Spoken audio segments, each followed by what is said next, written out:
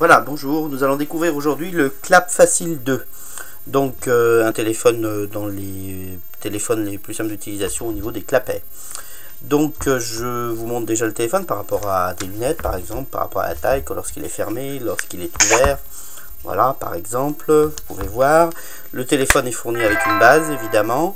On fait le tour du téléphone, déjà, il a un support pot de pêche, donc qui est assez pratique puisque ça ne glisse pas. Vous avez ici une petite lumière pour les appels manqués, pour les SMS qui sont arrivés et pour batterie faible aussi. Vous n'avez pas de bouton sur les côtés comme vous pouvez le constater, à part un seul bouton pour la petite lumière, la petite lampe torche. Quand on fait le tour encore, on voit la touche SOS, le haut-parleur qui est ici. Ce qu'on peut aussi constater, c'est qu'il est facile d'ouverture puisqu'il y a une grande échancrure à ce niveau-là, très large, qui permet de le prendre facilement et de l'ouvrir facilement. Ce qui est aussi une chose assez pratique. Quand on l'ouvre, on se rend compte ici qu'on a un écran, un clavier qui est rétroéclairé, deux touches de raccourci M1, M2 et vous avez les touches 2 à 9 aussi qui servent de raccourci. Les touches 2 à 9, si vous voulez, vous pouvez mettre une étiquette au dos. On vous fournit des étiquettes, il n'y a plus qu'à découper l'étiquette et à la coller au dos. Elle est autocollante hein, évidemment. Pour la coller au dos, il y en a plusieurs, si vous voulez changer après vous pouvez changer. Donc vous pouvez mettre les numéros raccourcis sur l'étiquette et le numéro d'appel pour vous rappeler le numéro d'appel. Voilà, donc quand on rentre dans le téléphone, dans le clavier, on va voir ce que ça donne sur l'écran. Voilà, alors ici on a laissé l'annonce de chaque chiffre, vous pouvez l'enlever. Hein. Donc voilà, et vous voyez sur l'écran c'est très grand. Vous voyez par rapport à un doigt, c'est assez grand. Voilà, ce qu'on a aussi sur le clavier, on a un raccourci vers les SMS. Comme vous pouvez le voir ici, là on a le raccourci vers le répertoire. Ici on a encore le raccourci vers le répertoire. Là on n'a aucun raccourci.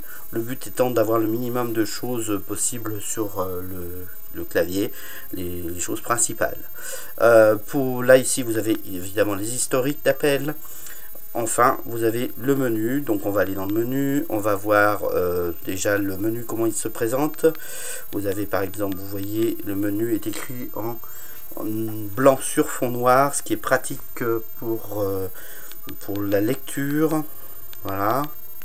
Vous avez les MMS, si on voit écrire un message multimédia, vous avez MMS et SMS. Dans le menu, on va voir encore différentes choses, le répertoire, le centre d'appel, donc ça c'est pour les historiques. Vous avez l'organisateur, vous avez différentes petites choses, donc le bouton SOS, pour le paramétrage du bouton SOS qui est au dos, les paramétrages des appels rapides, calculatrice, calendrier, liste des tâches. Là ici dans le multimédia, vous avez un visuel, vous n'avez pas d'appareil photo sur ce modèle pour qu'il soit plus simple d'utilisation. Vous avez un enregistreur de son et vous avez une radio FM par exemple. Voilà. Dans les paramètres, on va aller voir les profils utilisateurs et je vais vous montrer aussi dans la connectivité, vous avez le Bluetooth. Voilà. Que vous pouvez mettre en place comme vous voulez.